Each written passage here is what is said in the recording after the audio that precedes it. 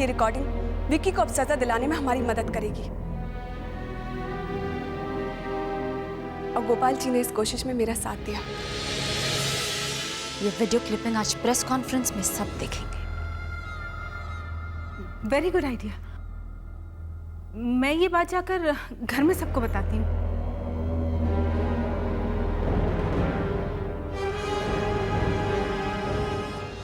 Hello, रिमझिम बोल।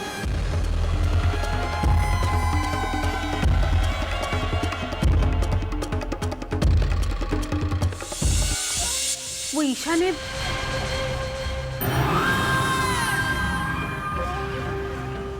लेकिन मुझे ये नहीं समझ में आ रहा है विक्की ये सब क्यों बोलेगा?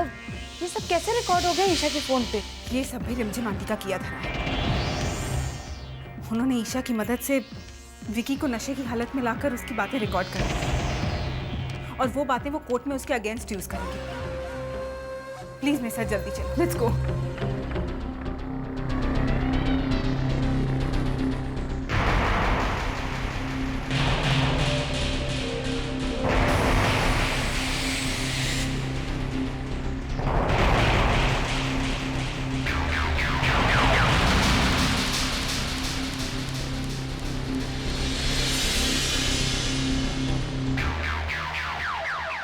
मामा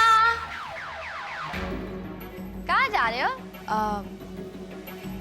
बस ऐसे ही बाहर काम से जा रहे हैं। कहाँ पे? पार्टी में जा रहे हैं। पार्टी में? मैं भी चलूंगी। नहीं मेघा, ये वो पार्टी नहीं है जो तुम समझ रही हो। मुझे भी चलना है। मुझे कभी कोई पार्टी में नहीं लेके जाता। मामा प्लीज मुझे भी ले चलो प्लीज। अच्छा ठीक है, चलो हमारे साथ। तान्या जी? तुम इसका ख्याल रखना, ठीक है? जी आंटी। चलो। नैना देवी जी, ये बताइए, ये सब जो आपके साथ हुआ, कहीं इसके पीछे विपक्षी दल का हाथ तो नहीं है? मैंने कभी अपने करियर की परवाह नहीं की। निस्वार्थ भाव से जनता की सेवा करना ही मेरे जीवन का मकसद है और ऐसा करने से मुझे कोई रोक नहीं सकता। रिमझिम शर्मा की वजह से आपकी मिस को काफी धक्का लगा। मिस्टर विक्की जेल जाते जाते बचे। आप यहाँ मिस्टर विक्की उनके खिलाफ जवाबी कार्रवाई करना चाहेंगे? इसका जवाब तो विक्की खुद देंगे। देखिए, रिमझिम आंटी के अगेंस्ट जाने की बात तो मैं सपने में भी सोच नहीं सकता। मैं उनकी बहुत इज्जत करता हूँ, बहुत प्यार करता हूँ। बल्कि रिमझिम आंटी तो मेरी माँ जैसी है।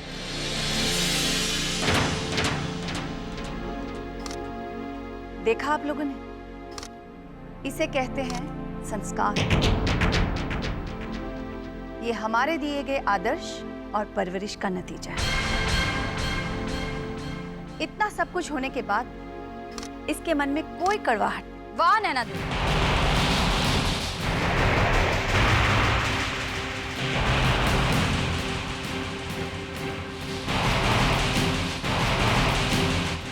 आप लोग शांत हो जाइए प्लीज, टेक योर सीट। ये शायद हमसे माफी मांगने आए, पर इसकी कोई जरूरत नहीं। I need no explanations. मैं इसे नादान समझ के माफ करती हूँ।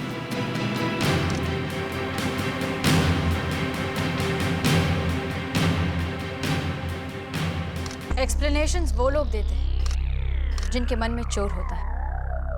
शायद ये प्रेस कॉन्फ्रेंस नैना देवी ने इसीलिए बुलवाई है। वकील साहब नमस्ते। नमस्ते। ये रिमझिम आंटी की बेटी है मेघा।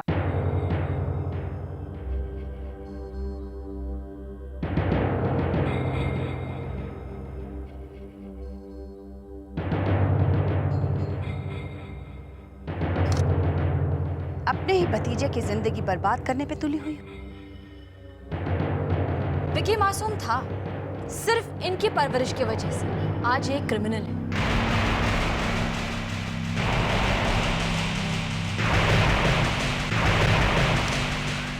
बंद करो ये बचकानी बकवास। एक बेगुनाह को गुनहगार साबित करने पे तुली हुई हो। लगता है तुम्हारी नजर में कोर्ट के फैसले की कोई अहमियत नहीं।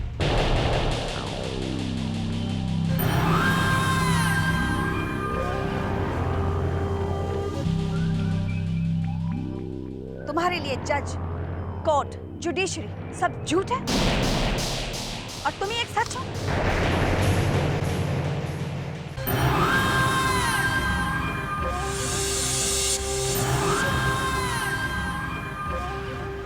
कोर्ट सबूत मांगता है।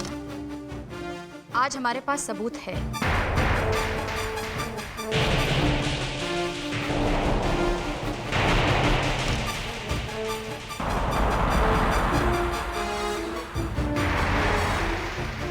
जो हम आप सबको दिखाएंगे।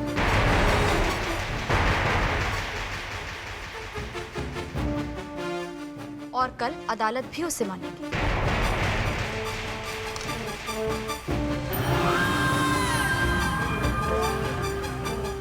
सबूत? कैसा सबूत? विकी का कन्फेशन है हमारे पास।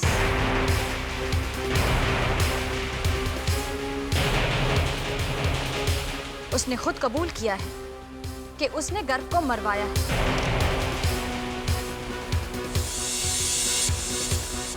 इसकी वीडियो रिकॉर्डिंग हमारे पास में है।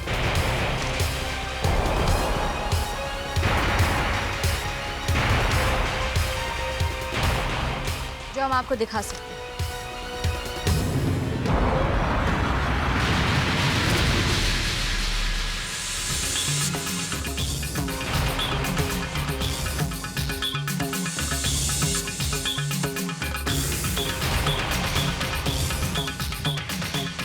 मेघा!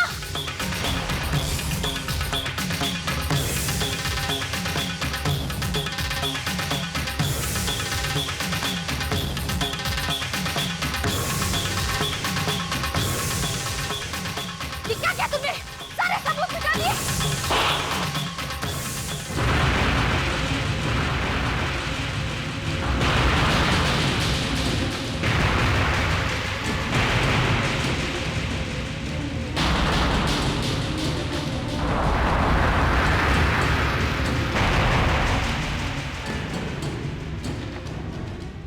क्या किया तुमने ये? सॉरी, मैं तो पहुंच रही थी, वो पानी में गिर गया तो। ईशा, ये फोन इसके पास कैसे आया? आंटी इसने मुझसे इसने मांगकर तुमने दे दिया। सारे सबूत खत्म हो चुके हैं। अच्छा मजाक कर लेती हो तुम। क्या कहा तुमने? सबूत लाई हो?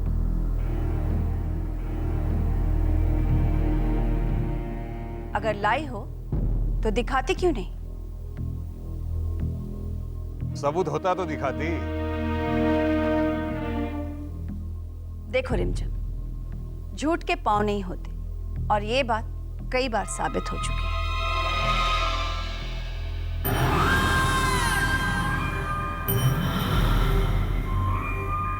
Thank you so much sister. आज मैं तुम्हारी वजह से बच गया, वरना ये रिमझिम आंटी ने तो मुझे फंसा ही दिया था। अरे मुझे सजा करवा देती वो। ऐसे कैसे सजा हो जाती?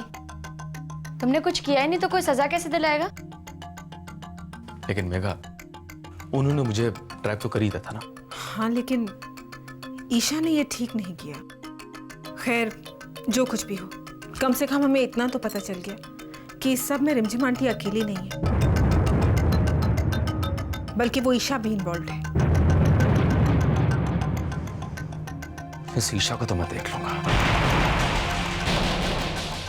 अभी वो जानती नहीं कि विक्की चीज क्या है।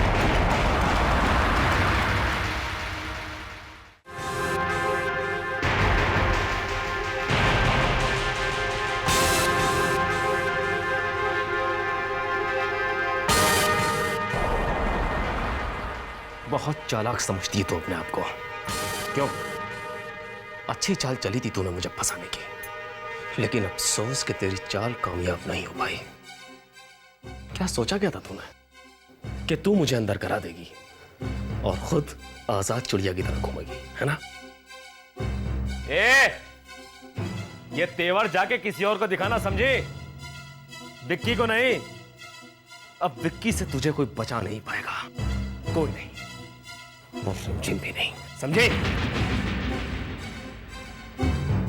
तुम भले ही अपनी नानी की पावर की वजह से इस दुनिया की अदालत से बरी हो गए हो, लेकिन मेरी नजरों में तुम गुनहगार हो और रहोगे। मैं तुम्हें कभी माफ नहीं करूंगी। जीना हराम कर दूंगी तुम्हारा। बहुत शौक है ना तुम्हें लोगों की जिंदगियों के साथ खेलने का। अब देखना मैं कैसे तुम्हारी जिंदगी को एक भद्दा मजाक बनाती हूँ। You just wait and watch. Shut up, you bloody! चक्रगदेषु चाप परिघाम् चूलं भुषुण्डिं शिरः आज तो ये गलती कर दी है, अगली बार भूल कर भी ये भूल मत करना। नीलाश्मद्युतिमास्य पाददशकाम् सेवे महाकालिकाम्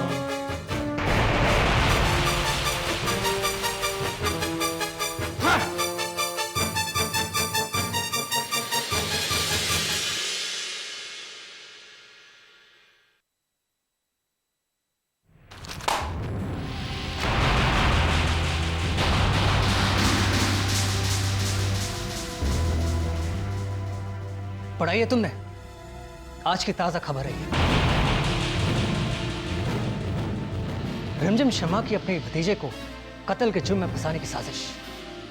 कल के प्रेस कॉन्फ्रेंस में तुम्हारे ये नाटक बहुत अच्छी तरीके से उन्होंने एक्सपोज किया हुआ है। हमने कल जो भी प्रेस कॉन्फ्रेंस में कहा वो बिल्कुल सच था। विकी का कन्फेशन उस फोन में था। अगर आप लोगों को हमारी बात पर विश्वास नहीं तो ईशा से पूछ सकते हैं। तो जयंती दीदी ठीक ही कह रही थी कि तुम अब बड़ों के साथ बच्चों को भी अपनी साजिश में शामिल करने की कोशिश कर रही हो। हमें समझ में नहीं आया। हम जितना आप लोगों को सच के करीब ले जाना चाहते हैं उतना ही आप लोग। ऐसा इसलिए होता है क्योंकि तुम गलत हो। मुझे तो फिक्र होती है माँ बाबूजी की। अगर उन्होंने ये न्यूज़पेपर पढ़ लिया तो क्या गुजरेगी उन पे? जिस रिमझिम को इस घर की इज्जत समझते हैं वो वही रिमझिम इस घर को बर्बाद करने में तुली हुई है।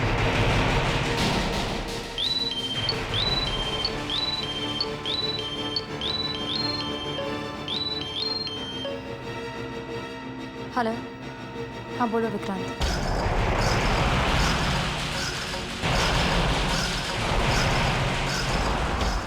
अच्छा ठीक है, हम आ जाएंगे। हम बिल्कुल नहीं बदले। बदली है तो वो आपकी सोच, और हम सिर्फ उस दिन का इंतजार कर रहे हैं जब आप सबके सामने सच्चाई आएगी।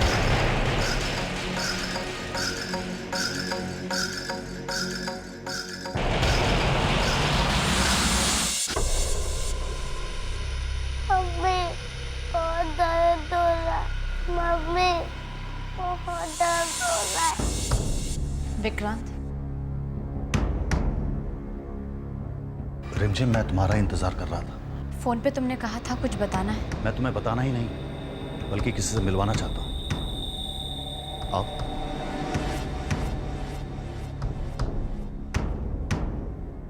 ये निर्मला जी हैं, नंदराव की पत्नी।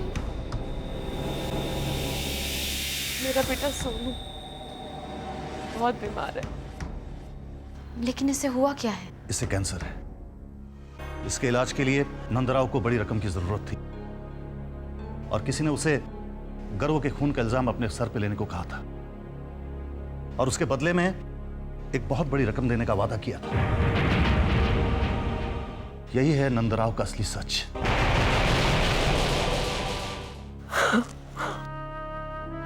आप चिंता मत कीजिए, नंदराव को कुछ नहीं होगा। लेकिन सबसे जरूरी है सोनू को हॉस्पिटल में एडमिट करना।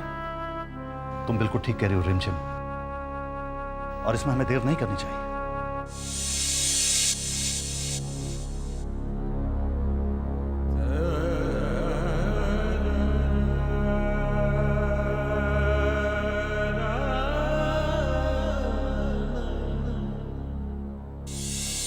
मैं आपका एहसान जिंदगी भर नहीं भूलूंगी। प्लीज हमें शर्मिंदा मत कीजिए।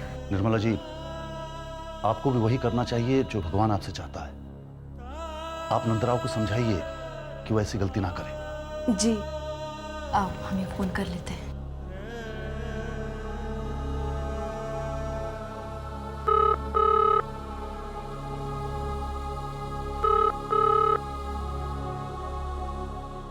हेलो।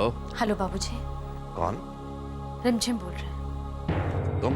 बाबूजी आप अभी के अभी कावेरी भाभी को लेकर डिस्ट्रिक्ट जेल पहुंचे। हमें अभी अभी एक सबूत मिला है। क्या कहा तुमने? एक और सबूत मिल गया है तुम्हें? एक और सबूत मिल गया है या एक और सबूत पैदा कर दिया है तुमने? हाँ? अब बस भी करो रिमझिम, पास आ जाओ। बहुत हो गए तुम्हारे ये झूठे वादे। ना मैं कहीं आने वाला हूं और ना ही किसी और को भेजने वाला हूं। बाबूजी रिमझिम, भगवान के लिए हमारा पीछे छोड़ दो। क्यों हमारे पीछे पड़ी हो? ना मैं ना बाबूजी, हम में से कोई भी तुमसे कोई भी रिश्ता नहीं रखना चाहता। भाभी हमारी बात सुनिए, आपको प्रतीक भैया की कसम है। रिमझिम आप अभी के अभी डिस्ट्रिक्ट जेल आइए, हम आपका इंतजार कर रहे हैं, प्लीज। रिमझिम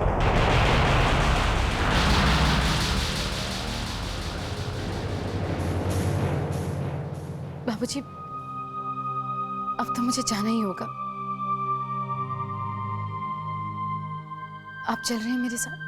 नहीं, मैं नहीं जाऊंगा बेटा। ये बार बार झूठ सुनने की सहन शक्ति खत्म हो गई है मेरी। और अगर तुम जाना ही चाह रही हो तो जाओ, लेकिन अविनाश बेटा तुम कावेरी के साथ जाओ। ठीक है बाबूजी, झूठ को बार बार दोहराने से वो सच में नहीं बदल जाता। आज ये बात मुझे रिमझिम को समझानी होगी। चलिए भाभी। आते हैं बाबूजी।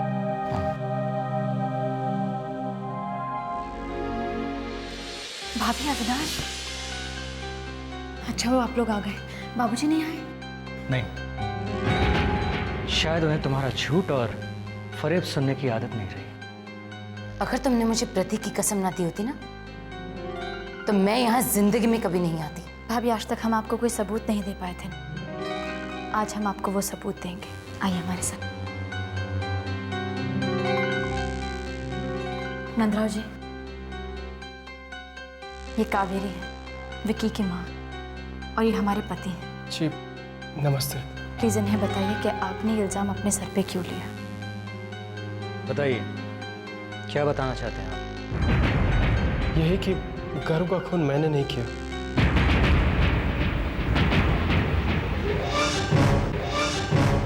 क्या? अगर तुमने खून नहीं किया तो फिर तुमने अपने आप को सरेंडर क्यों किया? आप यकीन करें या ना करें, लेकिन सच्चाई यही है।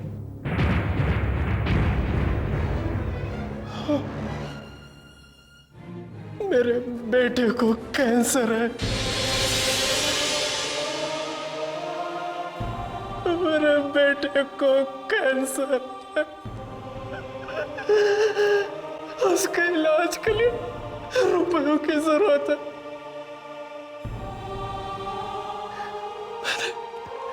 मैंने रुपयों के लालच में आकर ये इल्जाम अपने सर पर लिया। किसने दिए तुम्हें रुपए? मैं तुमसे कुछ पूछ रही हूँ, किसने दिए तुम्हें ये रुपए? नैना देवी और एडवोकेट बंसल।